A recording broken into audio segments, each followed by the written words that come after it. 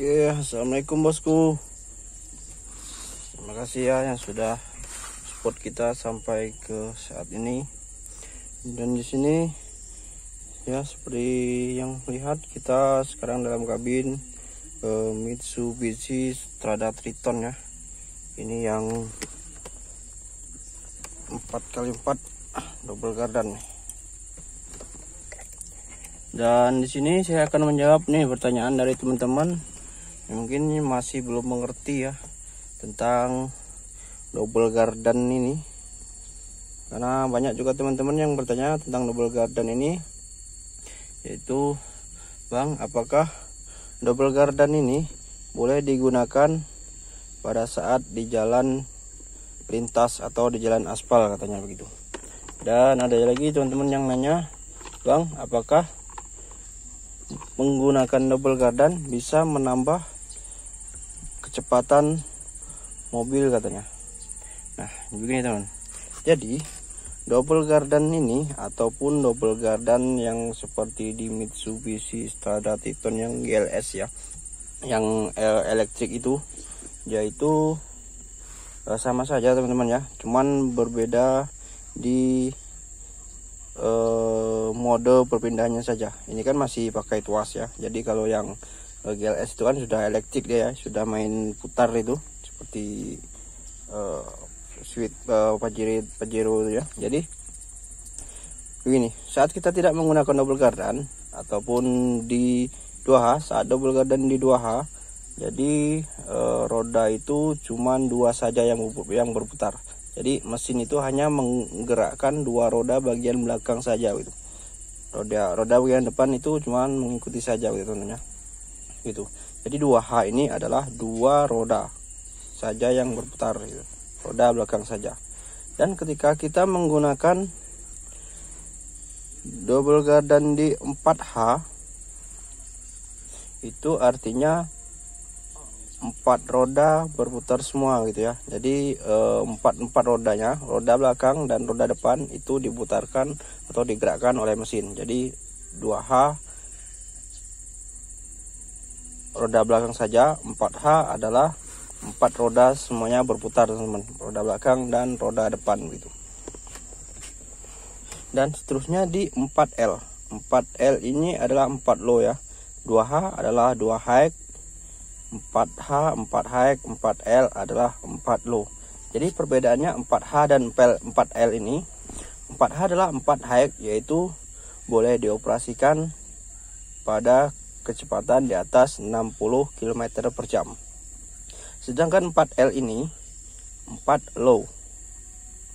Artinya hanya boleh dioperasikan pada kecepatan di maksimal 60 km per jam.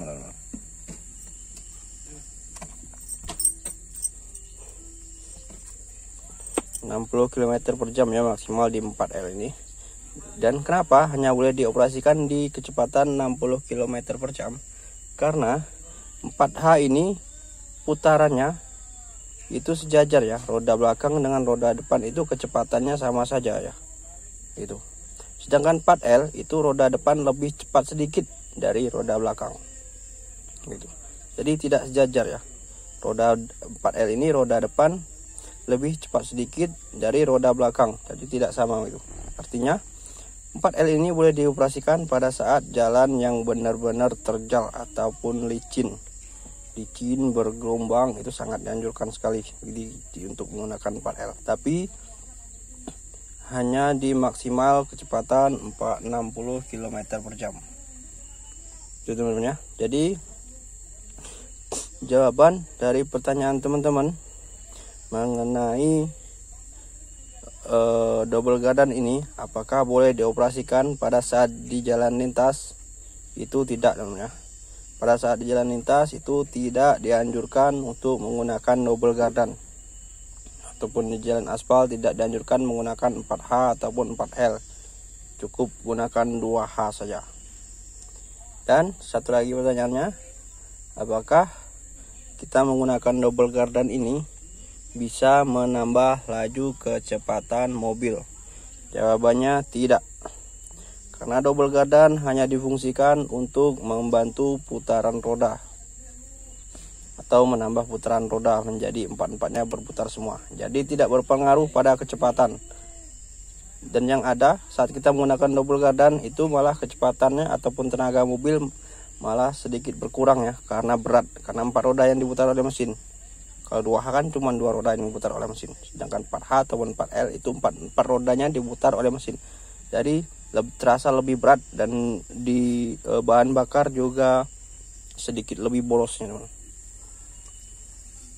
Itu teman ya. Jadi untuk double gardan ini, dan untuk para suhu-suhu atau rekan-rekan yang mengerti, yang sudah paham dengan double gardan ini, mohon dikoreksi video-video saya ya. Video ini mungkin ada salah kata atau yang belum saya sebutkan atau salah dalam penjelasannya ya, mohon dikoreksi, mohon dibenarkan di kolom komentar. Kita berdiskusi di sini ya, kita berdiskusi di channel ini, dan semoga teman-teman yang belum mengerti, belum paham bisa lebih paham. Dan karena kita di sini tujuannya adalah berbagi pengetahuan ya, berbagi pengalaman, bukan mempegurui ya, bukan menggurui ataupun apa, tapi kita cuma berbagi sedikit pengalaman, semoga bisa membantu untuk teman-teman semua. Karena kita juga manusia biasa ya, bukan orang pintar, bukan apa. Terus mungkin ada lagi gak teman-teman yang ingin bertanya? Nah begini, ada lagi pertanyaan dari teman-teman. Bang, bagaimana kalau saat kita memindahkan double gardan ini ya? Jadi saat kita memindahkan double gardan 2H ke 4H itu kan bisa biasanya, ataupun 2H ke 4L kan bisa. Dan saat kita menggunakan melepaskan double gardan, artinya memindahkan dari 4H ke 2H ataupun dari 4L ke 2H, kadang tuas ini sudah ke posisi 2H, tapi di indikator ini, di indikator double gardan ini, bentar ya. Nah, di indikator ini masih nyala. Dan cara melepaskannya adalah kita cukup posisikan ini. Nah, posisikan double gardan ini di 2H, tapi indikator ini tadi masih nyala. Kita cukup mundur sedikit ya teman. Kita masukkan gigi mundur. Ini kita masukkan gigi mundur, lalu kita mundur sekitar 1 ataupun 2 meter lah gitu ya. Lalu kita maju lagi, masukkan gigi maju, lalu kita maju lagi, maka double gardannya akan terlepas teman. Indikatornya di sini akan terlepas. Karena apa? Karena sudah sering sekali ini ya, saat kita melakukan pelepasan double gardan ataupun pemindahan dari 4H 4L ke 2H, itu sering sekali posisi tuas ini sudah di 2H, tapi di indikator masih menyala ini, alias masih terpasang double gardannya. Jadi cara melepaskannya tadi seperti itu namanya.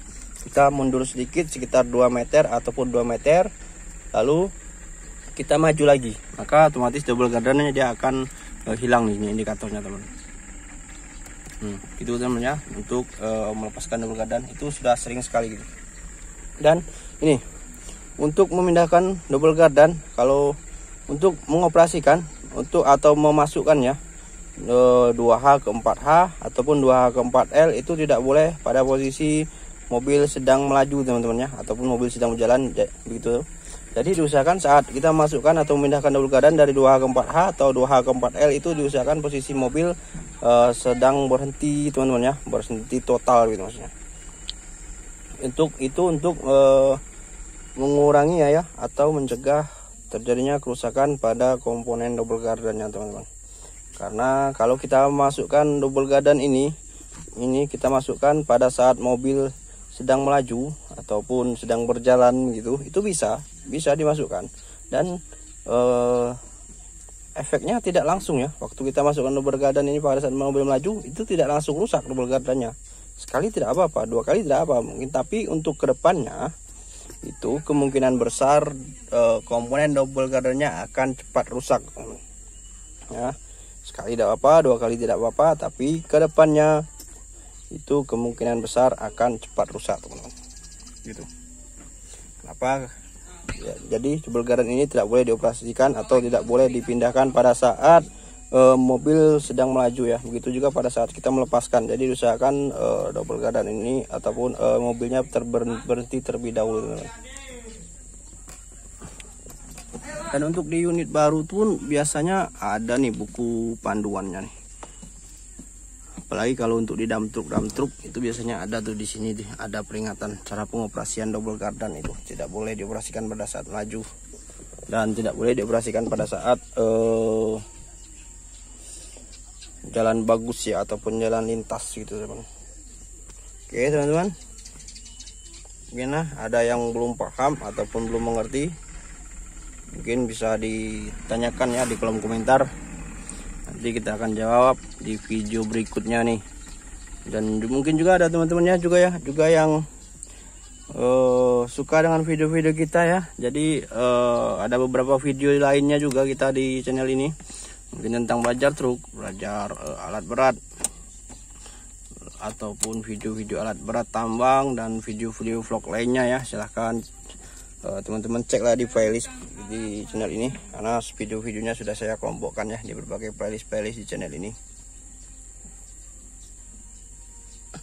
Jangan lupa untuk subscribe ya, untuk like-nya, share-nya, cukup klik-klik saja, tapi itu sangat membantu untuk kami, teman-teman. Itulah dukungan kalian untuk kami agar kami lebih semangat ataupun lebih giat untuk memberikan berbagi pengetahuan lainnya untuk teman-teman semua ya.